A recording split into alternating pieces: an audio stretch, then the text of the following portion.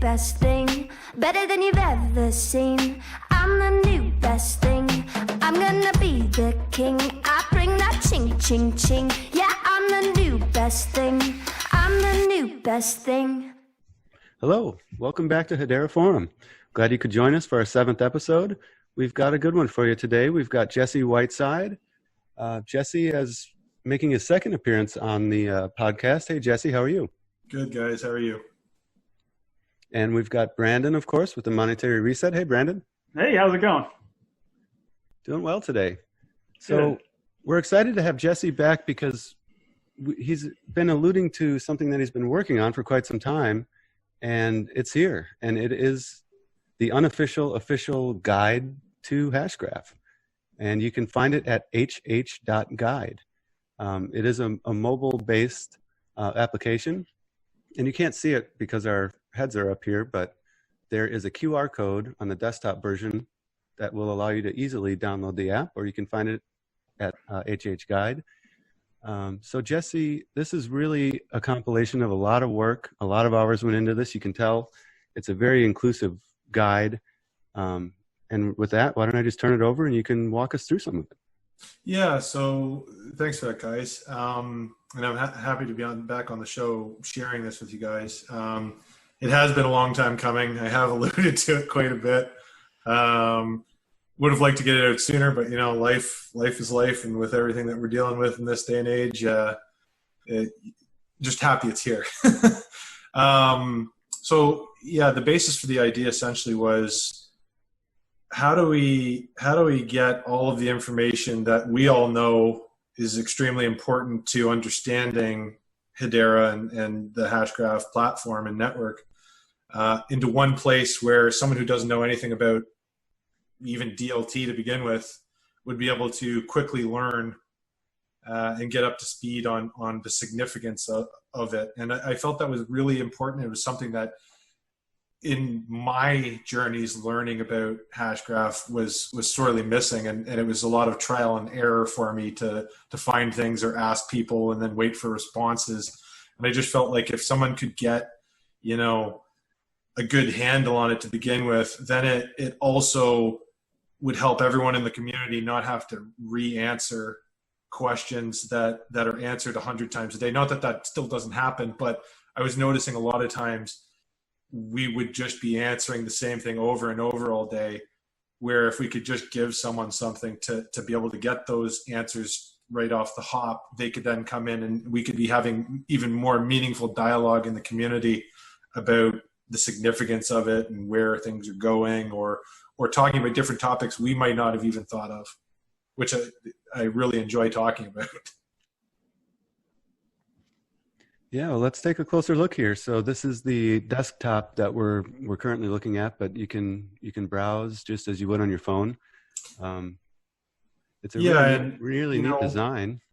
Yeah, and it took me a while to figure out, you know, the styling of it. And at the end of the day, I thought the loading page essentially should just be one thing right after another, where, you know, if you're looking for something, it's going to be on this, pretty much is going to be on this page. And then, you know, down below on the tab section, you have other things that are pretty self-explanatory.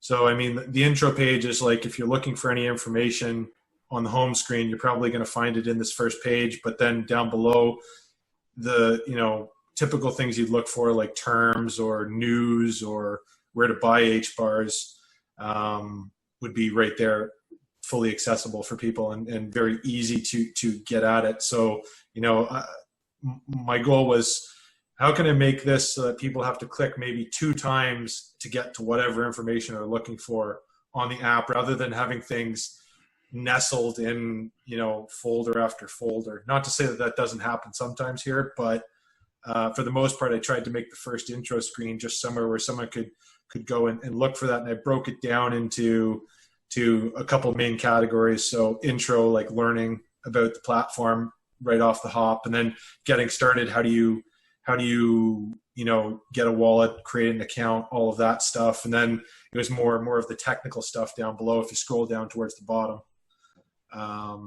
So that's getting started, and you can get, you know, live support or all sorts of things like that. And then getting involved in the community I thought was important. You know, finding out how to become an ambassador, and all the things that have been made available to us in the community that people might not know about, but that I've found incredibly useful in my time learning about the platform. Hey, there's us right there. There it is. There you go. Thanks for the. That's cool. What else do we have here? What is the live support? Does that go to you then, or where? No, well, no, not exactly. If you click on live support, it will take you to the three main areas. So there's the HBAR price help channel on Telegram, which would be for wallets and everything. There's the developer, like the Discord community, which would be more developer questions. And then I had created a Telegram channel for HNS domains. So Hashing Systems created HNS, which is essentially a DNS service for Hashgraph. Do you have any domains, Jesse? I got a few. Yeah. I've yet to do it. I probably should get Hedera Forum, I guess, huh? Yeah, you might want to lock that one up. I remember Johnny Hash. He was all about the domains. I don't even know how many he got, but I wish he'd come back to the community. Yeah, same. So I have a quick question. I've dug through this, and there's all kinds of content in here. How long did this take you to compile? Well, months and months. Yeah. And you know, I will say this about my whole thing about this was also, this was an exercise in showing that I don't know how to code. I really don't. I used a third-party platform to build this thing, and I took my time with it. And you know, over many weeks, I was able to build something that I can be proud of, and you know, I think is of great use to the community and is of substance. But it's amazing what you can do if you just chip away at something. You know, an hour here, an hour there, over 6 to 12 months, which is probably around the amount of time it took me to really think about it and add things, take things away, trial and error. And a lot of the stuff in here I had to find workarounds for because the platform I was using didn't really accommodate for what I wanted. The way this looks now, I had to do individual things like each one of the, not to, this is kind of sidetracking, but each one of these index sections is an actual individual image that I had to create in Photoshop. And even these, like all these are images I had to specifically create and to be able to link everything together and make it work. So a lot of trial and error, a lot of, elbow grease and sweat. But at the end of the day, I felt it was necessary for the community to have something to really, be able to fall back on. If someone's talking to someone who doesn't know anything about it, or, they don't have time, but they're like, here, check this out, and it can take them, and it can at least help them get from point A to point B, where they might not just forget about the platform and not give it a second thought because they don't know where to go. Like if they just check it out and they're like, oh, this is kind of cool, I'll check it out later. Yeah. Right.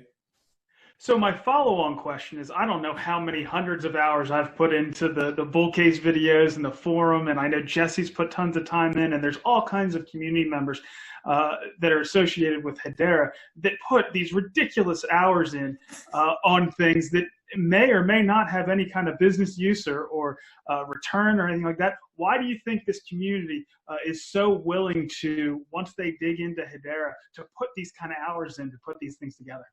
Yeah, I think that's an awesome question. And from my time being around everyone and hearing everyone's thoughts, a recurring theme typically always comes to mind is that people who really care about the details are the ones that typically have gravitated towards this platform and stuck around, because when you do dig into the details and you really look into what they're trying to achieve with this platform, you realize that it is probably the first DLT with a legitimate shot at having real world at scale use that can provide value and benefit to the world and democratize a whole host of different things that we, until now haven't had the ability to do so. And I really think people that are spending these hours doing this stuff for the platform, for no real compensation other than to foster the community, realize that this thing has a profound significance for the world at large. It's easy to become passionate about it, right? Yeah, exactly. Like, I'm passionate about it. Like, I haven't been about a lot of things, right? Yeah. Like, you almost feel compelled to do a service for the world, essentially, to do right by it, because they're focused, like Hedera is focusing on providing all the tools and the infrastructure right now for everyone to be able to build these great new platforms and programs that are going to unlock a lot of things for people in small places, I think. I agree. And they're starting with the enterprise because the enterprise gives you traction and gives you an actual, platform to build off of. You need the enterprise first to drive the transaction volume, to drive the revenue, to allow you to be self-sustaining. It's not going to happen overnight to get, someone who may come up with a world-beating application or DApp as a one-off. You're not going to do anything over time if you have that happen first. You need large-scale enterprise adoption to foster those smaller developers eventually being able to build on the platform. And eventually, they may not disorient, but they may disrupt those industries and those enterprises themselves if given enough time. And I think you might end up having that happen. So it's really exciting because it really is sort of Web 3.0. It's this platform has the ability, is going to have the ability to usher in a whole new era of web applications and what we think of as being the World Wide Web. So it's exciting. Absolutely. And I warn people when they first start to get into it. I'm like, this is a rabbit hole. You're going to go down and you're probably going to spend an awful lot of time in it once you start to dig into it, because, once you start going down that rabbit hole, it's all substance. Yeah, exactly. And just to pop back over to the guide for a sec, one other thing, it's pretty self-explanatory, but if you go into one of those dApps, like if you go back into the dApps. Anyone in particular? Anyone, choose anyone. Carbon? Yeah, if anyone, and then if people look into them and they like it, they can heart it in the top right there. And then if you do it, you might have, that's the thing, you have to sign in with your email if you're going to do that. But once you do, if you go back out, if you just hit cancel and go back, you'd be able to see all your favorites. And I did that for the terms section and the dev resource section and everything. You'd have to sign in to do it. You'd have to give the email. Not that I'm going to use the email for anything other than that's what the platform needs to keep track of your favorites. Yeah, it's really nice. And I saw you embedded the YouTube video for Carbon in there. That's neat. Yeah, and that's the other thing. Like, I'm still adding to this every day.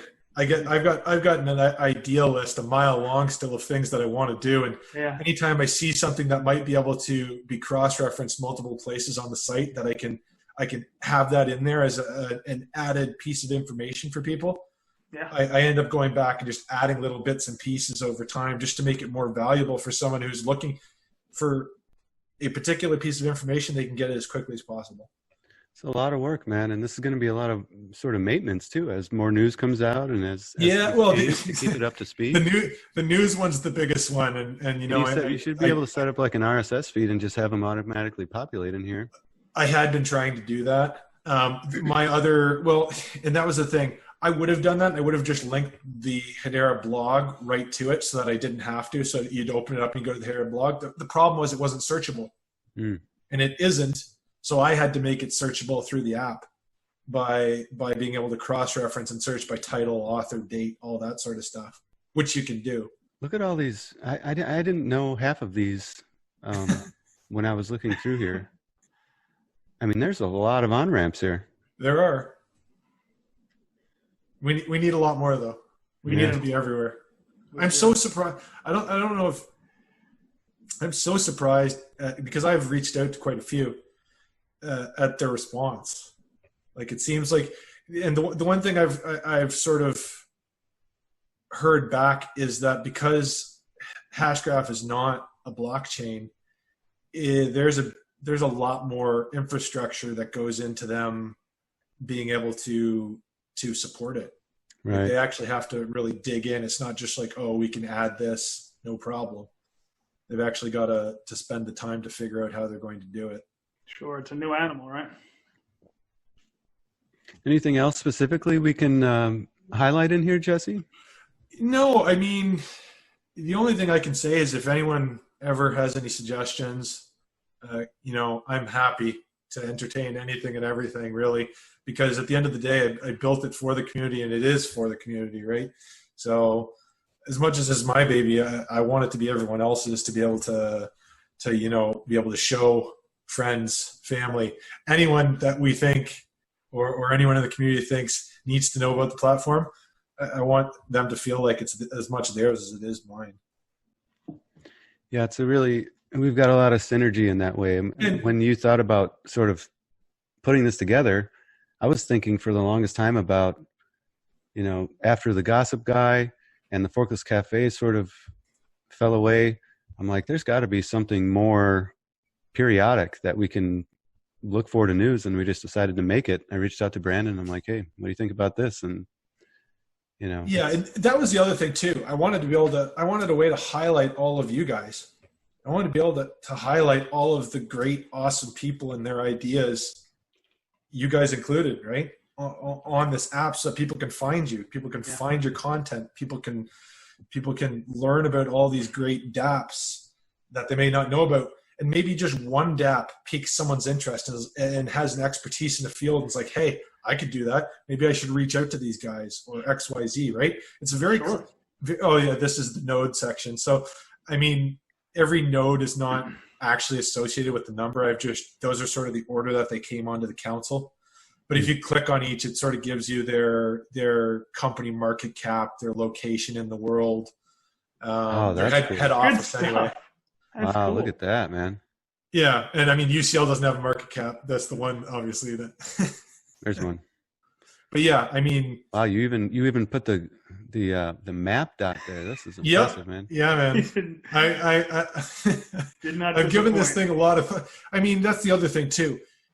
If I didn't spend the amount of time that I felt was up to par with what Hedera offers, I didn't want to come out with something, and I didn't want to just throw something out there before I thought it was, up to the standard of what Hedera is trying to do. I wanted it to be polished. I wanted it to work, and I wanted it to be of material benefit to people. So yeah, I mean, anything I could think of, I've thrown into it just so that, it's like I said, something I could be proud of at least, and I hope the community can be as well. Yeah, you should be, man. It's clear that there's a lot of time invested here, and I spent some time going through it, and everything's accurate. Everything is, I mean, it's just a really great tool. So, if you guys like you this, didn't have to click on that. I threw that one in there, but hold on, right at the wrong time. We're gonna have to edit it a little bit here. Let's make sure it scans right. We want to make sure you get paid. There we go. Sorry, Brandon, that was bad. We might have to do a little cut there. Oh, it works. You're all set. Sweet. People will be able to pay you, no problem. Throw a couple HBAR Jesse's way. He's got a lot of time in this thing. Let him know you appreciate it, and go and check it out. Good stuff. And share it with everyone you know, guys, girls and guys. All right, we're going to stick around for part 2 here. We're going to talk about some price. We're going to dig in on price a little bit. We're going to take a look at the live charts and a few other fun things. So stick around for part 2. Jesse, can you stick around with us? Absolutely, guys. Happy to. All right. Hello, welcome back to Hedera Forum, episode 7, part 2. We're going to have Jesse Whiteside stick around with us. Thanks for sticking around, Jesse. Happy to. Yeah, appreciate it, man. And we're going to go into some price talk here. Brandon, you want to take a look at the trading view here? This is a live HBAR USD pairing that we're looking at. And last episode, we were talking about this wedge pattern that is forming out here. Just seems to keep extending, doesn't it? Yeah, I was going to say, since we last talked about it, it's just there it is, you know. It's testing the bottom of that range right now. We're right around 4 cents. It seems like 4 cents has been a magnet lately, so it's right there around 4 cents. And you'd expect this bull flag to continue, and once we reach the point there, to break out. And we know there's a lot of positive catalysts that could cause the price to go up. We know it seems like the cryptocurrency space is primed. There's a lot of other coins that are going up. Some of them are going up because of positive news, and some of them are just kind of going up for technical reasons. And that's the thing I certainly lean on with Hedera is we know there's so many positive catalysts out there to cause the price to possibly go up, and that's just going to cause technical triggers as well that could really cause it to moon, as they say. The other interesting thing is there are a lot of positive factors in news that maybe not your typical, crypto investor or someone who's interested in altcoins is going to know about or pay attention to. Like we were just talking just in the break, just about how there were a couple of demos that happened today. Showing real world use case for things, but people aren't going to necessarily know about that unless they're really heavily involved in the platform and search out that content. Sure. So stuff like that is happening every day with Hedera, I feel, and it sort of is all flying under the radar. The real catalysts seem to be council announcements, but there's all these other things that if people cared to again dig in, they'd find that every day there seems to be some really cool stuff that's happening. Well, we had that Google blog, right? I'm not sure if we can bring that up, but it was talking about tokenizing assets. So, right, Google Cloud too. That's been, and the only real DLT that they're working with is Hedera. So you'd have to think that they might have something to do with it. And if Google starts to tokenize things, I think we're in for a pretty good run. You think? I would say we're in pretty good shape if that were to happen. And they're sitting there talking about it. So it doesn't take a lot. You have these little breadcrumbs all over the place of positive things that are going on. And at some point, the cryptocurrency space is certainly going to figure it out. Yeah, it's pretty exciting. What do you think, Jesse? You think this is, it's like wedges inside of wedges. This has been going on forever. Like when are we going to have something? I feel like it's going to be a pretty good shakeup when it happens. Yeah, I think so. But the interesting thing and the thing that I like is, we had all that, sort of everyone was hating on the platform back in October through all the way to January when we bottomed out. Right in here. But then sort of you had the Google news, you had that huge catalyst there. And then after that, if you just look at these, and even if you draw it back down to the base of January, it's been a steady incline. And yes, we have these price swings, but at the same time, it's just I like the way it's progressing. I like that the platform, and it's sort of in line with how Hedera is comporting itself. It's just a methodical, steady march forward to decentralization and all sorts of things. But I think that's even right here, that's being reflected in the price. You have the variation, but I think over time, you're really going to, and we were talking about this also in the break, is one day it's all going to come to a head and people are really going to give this platform its due. And when that happens, I just, we're talking about breaking out right now, right here, but I think it's a whole other conversation altogether when people realize what this platform actually represents. And when we talk about positive catalysts, this isn't pie in the sky. We're guessing there's positive catalysts out there. Mance, the CEO, said that there's up to 6 enterprise use cases that will be live before the end of the year. Yeah, that's not a wild guess. And usually when they say something, they do it. Yeah, we're not even.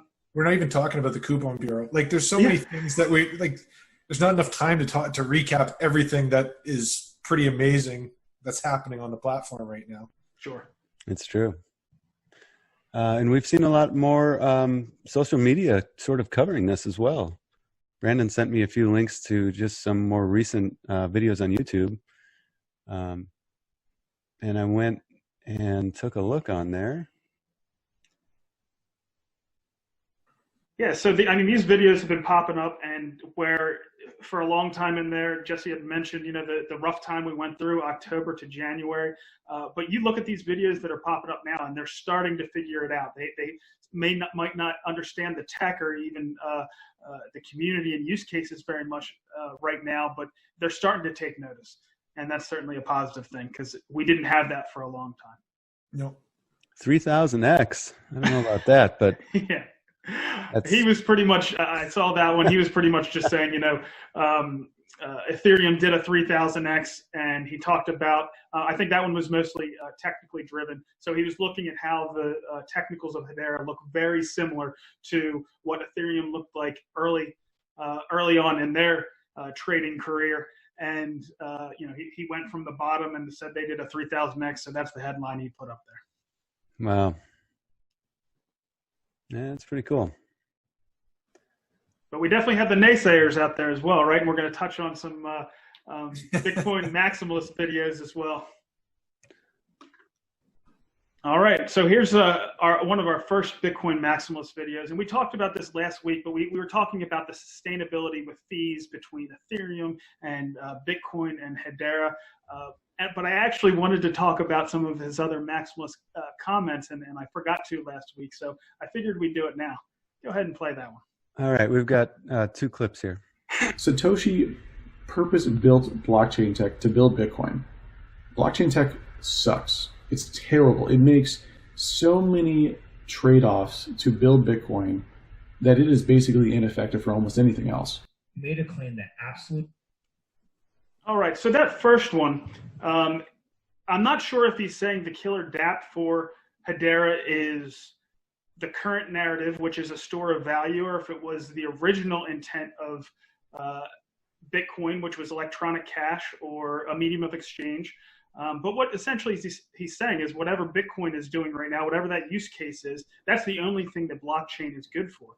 And I think he's saying that because of the blockchain trilemma, which really it talks about security, scalability or speed, and decentralization.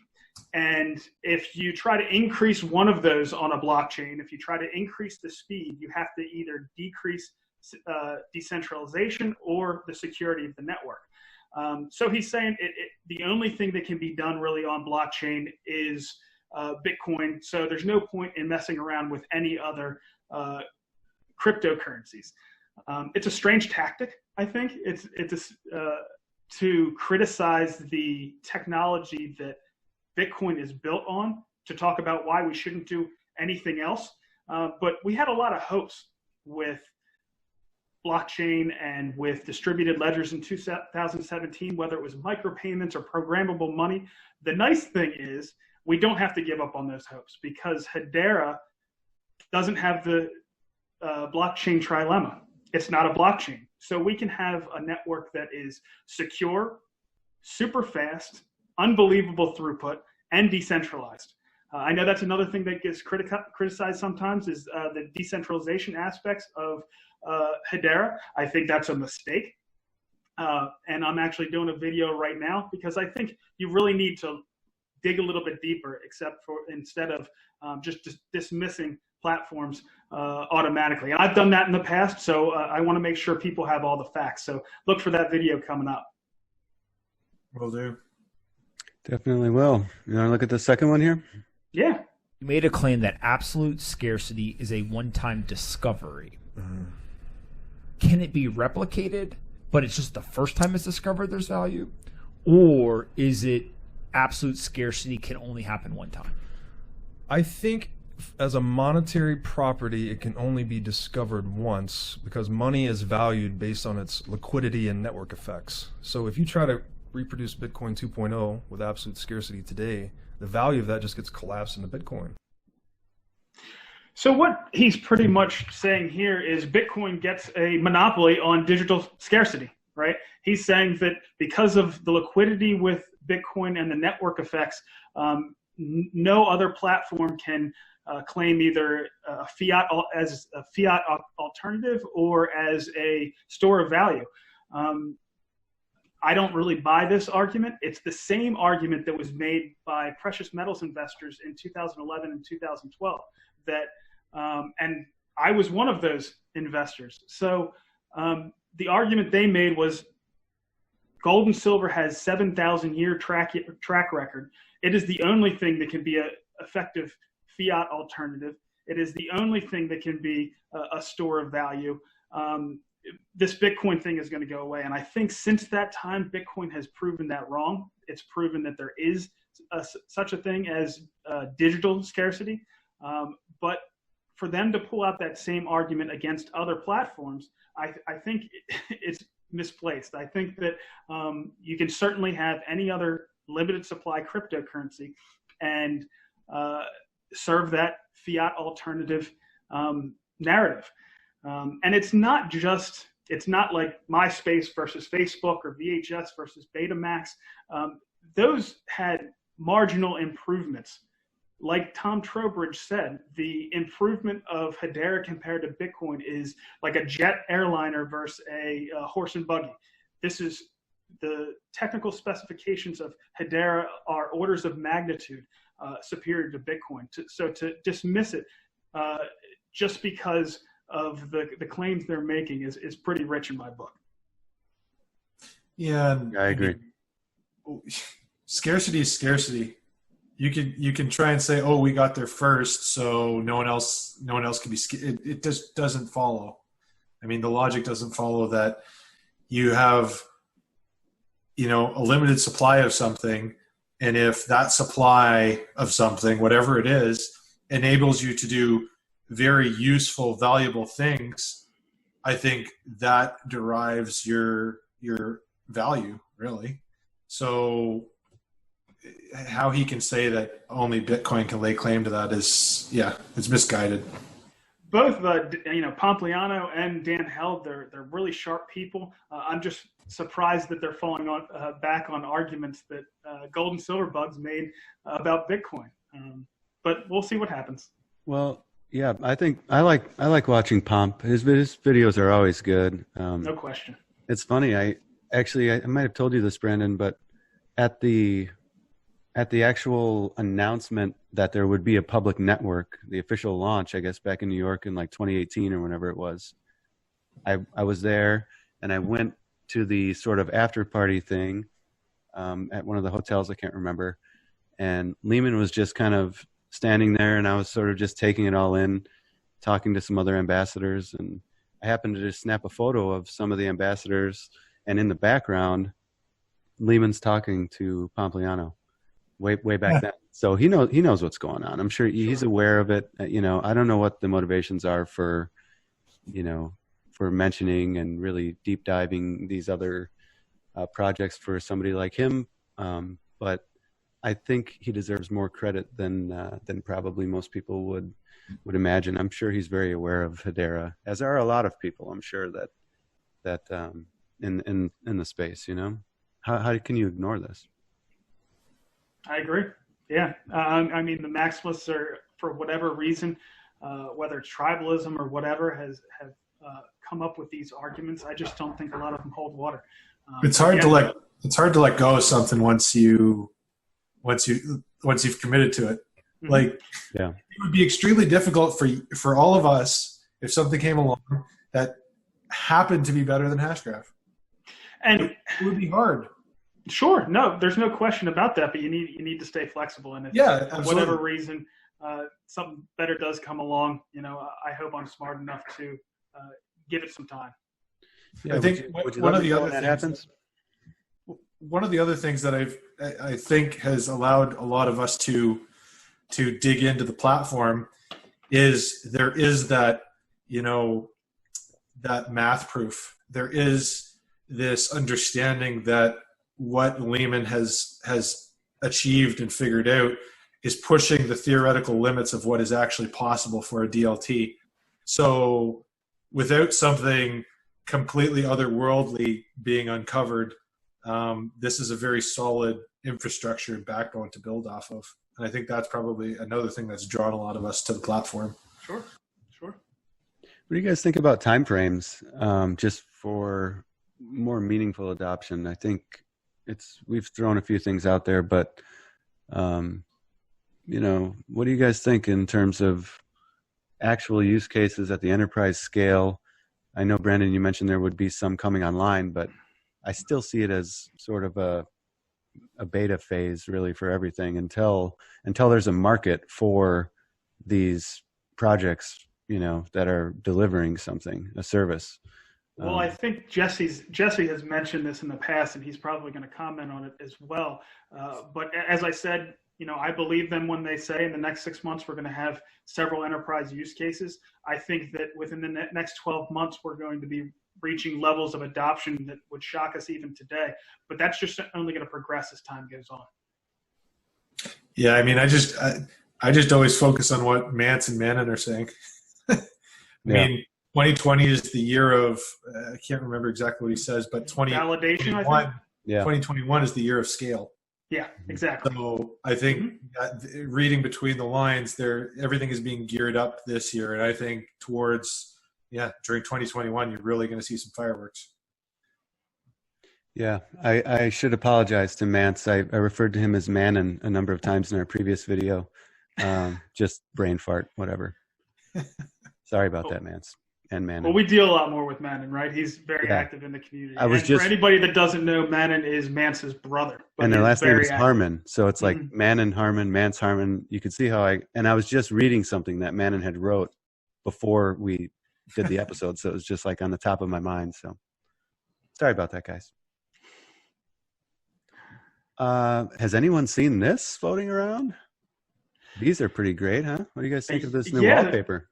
So I have somebody that I got involved with cryptocurrency a long time ago, and he's part of the XRP army, and we want to bring those guys over as much as possible. But he's probably a general in the XRP army, to be honest. But I've been trying to 600 followers here. That's not bad. I tried to get him to buy HBAR for some time, and he finally pulled the trigger. And he didn't do it in a small way either. He bought a pretty good chunk. So he's on Team Hedera. He's a part of Lehman's Legions now. But either way, he's put together some really good graphics. During the intro, I put one of them up, and we'll put a few more of them up. But you can see him here. He's done a really good job. And his website is HH.Designs.net. So you can go check his stuff out. He does really good work. But it's good to bring some people that have been very loyal followers of other platforms and have them diversify a little bit. Yeah, he's a great new addition to the community, and you know, again, I time and time again I'm seeing very creative people join the platform and contribute in their own unique ways, right? Look at that to the best of their ability, and that's another thing. I mean, I love this community. Community is very, very intelligent, kind, and you know, if they have a skill set, a unique skill set, people typically feel compelled to offer that to the community to support it. And it's just, I find it just really is fostering inclusiveness a lot of the times, the community. No question. And as you said, you know, there's all kinds of different skill sets out there, and I like how he incorporated the Hedera all substance, no hype. Yeah, I did too. I noticed that. Good stuff. Yeah, right there. Nice work, Brandon, and really good work there for extra hardcore XRP. So give them a follow and check these out. All right, and now we're back to this. I think we're getting to the end here, guys. Any parting comments? Anything left to discuss? For anyone who's watching, you should check out the webinar today that happened with Manitou and their privacy DApp. It was very interesting, and they had a live use case. So, yeah, they have a Gossip About Gossip podcast, I think, that came out a week or two ago that featured them as well that I found very interesting. Yeah, that was a cool one too. I did see something cool on the Hedera blog come through. They reached a milestone. I think this came out yesterday. Did you guys see that? Mm-hmm.